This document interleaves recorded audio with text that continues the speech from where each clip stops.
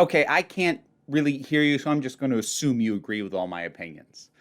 Hawkeye, episode 3, Echoes. So, this one I like better than the first two. That's not to say that the first two were bad. They weren't. They were perfectly fine, but that was kind of the thing. They were perfectly fine and not much beyond that. This one I was digging a bit more. I think the introduction of Echo herself as our current villain, like, that's not going to remain the case because we know there's somebody above her, which I don't know how much faith I'm going to put into it actually happening, but I definitely get why there's a lot of suspicion that this is going to introduce the Vincent D'Onofrio version of Kingpin into things because Echo as a character is traditionally tied to the Kingpin. That may or may not happen. Like, you need to remember that, especially with the MCU, just because of something a character is normally associated with doesn't mean they're going to keep it the same. Actually, the MCU is kind of notorious for shaking things up and tying characters to other characters that are effectively the same relationship as they had in the comics, but now with a different person and things like that. So, I'd like to see the Vincent D'Onofrio Kingpin, but I'm not counting on it. But talking about her, first of all, Alaqua Cox, really good, really intense. I love that they got an actress who is deaf, who is Native American, who is indigenous, like the character in the comics is. I love the fact that in the comics, like, I didn't know much about Echo. I ended up looking this up after seeing this episode. In the comics, Echo is not an amputee. She's not missing one of her legs and doesn't use a prosthetic. But Alaqua Cox does, and it doesn't slow her down, so now this character does. Okay, that's fantastic. Basically, that says to me is they found someone who was so good for this part that this additional thing that is the case for the actress that is not the case for the character, who cares? That's now how it's going to be because she's that good for this. Like, anyone who ever makes that BS, oh, well, they had to get the best actor for the role thing, especially when they use it to justify whitewashing or, casting a cisgender person to play a trans person. I'm going to point to this and say, no, see, this is going with the best actor for the part because they got someone who was the core essential things that they really needed this actor to be, but this actor came with other stuff. Now we're just going with that. Is that true to the original character? No. Who cares? Because she's that good, and she is that good. She's really intense, and the episode does an excellent job in the early flashback of conveying not only, I think, some sense of, just the experience of being deaf, which, like, it can only give a fleeting glance at. I know that. I'm fully aware of that. And I'm speaking of this from a position of not having any kind of hard of hearing disability. But what that did really well was put front and center the frustration and the isolation of that. Because in the classroom, like, she's picking up snippets, but there's an expectation that she's going to have to keep up, even though this world is clearly 100% unaccommodating to her. She's expected to keep up. And without showing the character getting, like, all worked up and, like, about it, I felt that way for her because the whole flashback thing did a really good job of kind of putting me in that space, I think, as best as a medium like television is going to be able to do. So that was really well done. Dug the heck out of that. So the flashback worked really well. As a character, she is working, like, she's so good in the action scenes too. Like, really good. Kate's working better for me here. It helps that now multiple characters have started calling her out on the nonsense, the spoiled, entitled brattiness about her that I kind of noted in my review of the first two episodes. Having multiple characters call her out on that makes me realize that, oh, okay.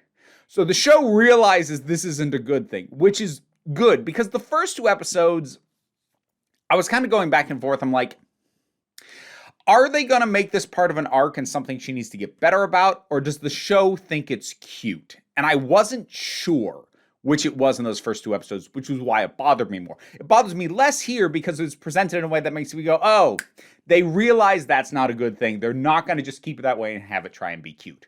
Cool. And her dynamic with Hawkeye is still really good. I like the distinction, like the way that both, again, putting us in the character's mindset, but also having it said flat out, being hard of hearing, not the same thing as being deaf, and making that distinction, but also relaying how that does connect him and Echo in some ways.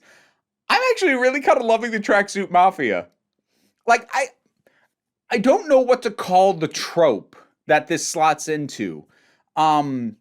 Casual villainy, I guess would be the way to put it. These are bad people, but like they're still just people, and like they talk about their relationships while on the job, because like if you're close enough with your coworkers, you do that at any job. And so I like that trope. I like when, especially the grunt level henchmen types are just like, this is what we do. This is how we pay our bills. We're going to just treat it like a job and try and enjoy the work as much as we can.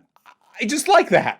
And Tracksuit Mafia is giving me that. So I dig that. The action scene in the car was real cool, especially for that extended bit at the front where the camera never left the inside of the car.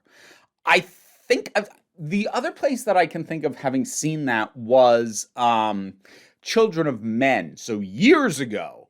But I actually think it works better here because Children of Men had a little bit of a shaky cam thing going on. And there it was meant to convey the chaos of the situation. Here, it actually does a really good job of keeping you up to speed with the geography and where they are relative to the people chasing them, yet does it from inside the car.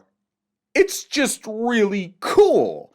I think it lasted the perfect amount of time. If they kept doing it for the whole chase, the gimmick would have worn thin. But for as long as they did it, it's long enough to be impressive, but not long enough to start to outstay its welcome. So I loved that. Like, I just, almost across the board, I like this episode. It has the things that I liked about the first 2, drops or softens some of the stuff that I was iffy on, and adds new stuff, like really, really good action scene, choreography, shooting style, whatever you want to call it. It's really, really fun. I like that they keep bringing Pizza Dog in every now and then. Right now, he's just kind of there as a little extra feature. But I mean, like, he's a cute dog who likes pizza.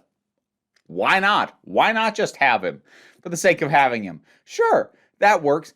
The way that Hawkeye's, he's torn at having to do what he knows he's good at, and what he knows is something that he has to help deal with and fix, and how that pulls him away from his family. The pain of that, just in the conversation over the phone with his son, and needing Kate to be the middle person because his hearing aid's busted when this goes on.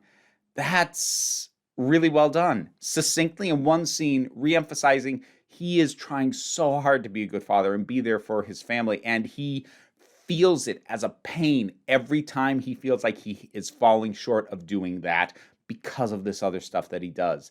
And it's all in the performance, which is exactly where it needs to be. We don't need these characters to sit down and have an extended conversation about how this work pulls him away from his family. We watch it happen, and it's all in his face.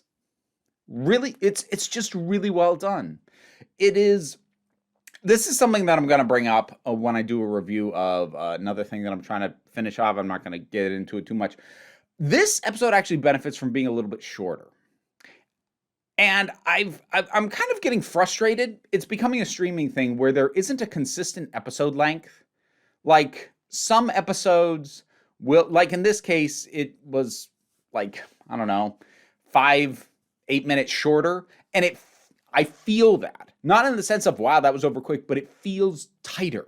It feels more efficient in what it's doing. It's not lollygagging or giving me scenes that I feel like, Did that need to be there, A, and did it need to go on as long as it did?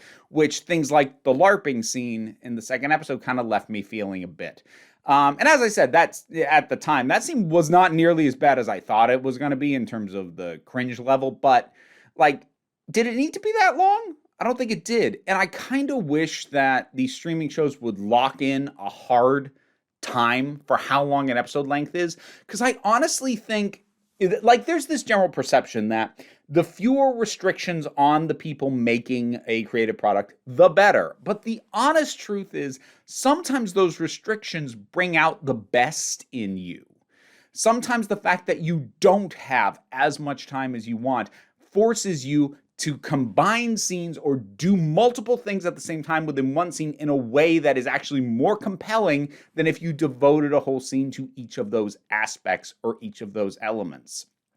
So I feel like this is better for being shorter just because of how it impacts the pacing. And this, like, we're only 3 episodes in, so this is by far not the most egregious example, but screw it, I'll say it. I'm trying to get through the live-action Cowboy Bebop, and the episode length disparity is one of many things I intend to bring up when I end up reviewing that thing, because when their episodes go long, you feel it drag, and I just like as much as I do claim the original Cowboy Bebop was overrated, those episodes never dragged. Anyways, like, seriously, streaming platforms, pick a length and make them stick to it. I honestly think you'll actually get better product than if you just let them willy-nilly decide, well, this episode's 50 minutes, this episode's 40, this one's 38. Like, pick a time, give them a 2-minute wiggle room, and maybe give them extended time on premiere and finale. But other than that, like, just, come on. That's a tangent. Well, if I'm tangenting that much, I guess it means I'm done. Liked this episode, liked it more than the first 2, makes me excited for what comes next more than the premiere episodes did. Hawkeye, episode 3, what did you think about it? Whatever your thoughts are, drop something down in the comments. Let's talk about it. Like, share, subscribe. What did I fail to mention? It's been happening a lot lately with people being like, why didn't you talk about X? I'm like, I don't script these reviews, so it didn't stick in my head well enough for me to have a thought on it, most likely. But, you know, whatever. Put it on down there. I've also got a Patreon. That's how I pay my bills, but, you know, no big pressure on that. Take a relaxed attitude around here. So just come on back next time you need a break. Hey, if you're sticking around through the credits, might as well hear some names read out. My Patreon helps support this, and in particular, I want to thank Raven McBain, Bookworm, MJ, Tracy Scrabbit, Vincent Paul Bartolucci, Kaylin Schwartz, Edalyn, Robin Moore, Ross Schultz, and Shayla Gourlay. Want to hear me mispronounce your name? Check out the rewards on the Patreon.